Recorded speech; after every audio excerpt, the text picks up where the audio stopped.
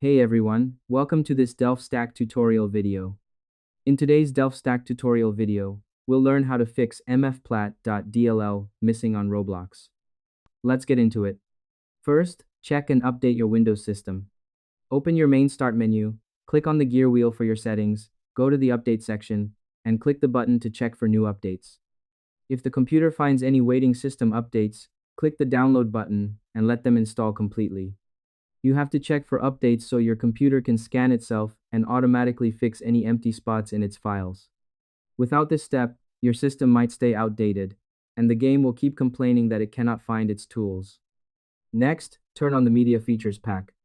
You need to go into your computer's hidden toolbox settings and make sure the entire media feature package is turned on and active.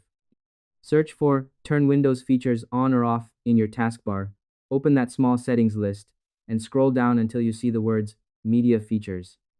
Put a check mark inside the little box next to Media Features, click the OK button, and wait for the computer to apply the change.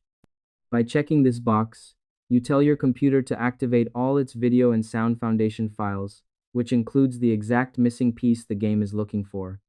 It ensures your machine has the right background tools running before you try to start your game. Next, download the official media pack from Microsoft. Open your web browser, go to the official Microsoft download page, look for the Media Feature Pack, and click the download link. Choose the version that matches your computer type, run the downloaded setup file, and follow the simple on-screen instructions. By downloading the official pack, you are manually giving your computer the exact code it needs to run game movies and animations. It is the key step to getting the right output so the game stops showing you the missing file alert.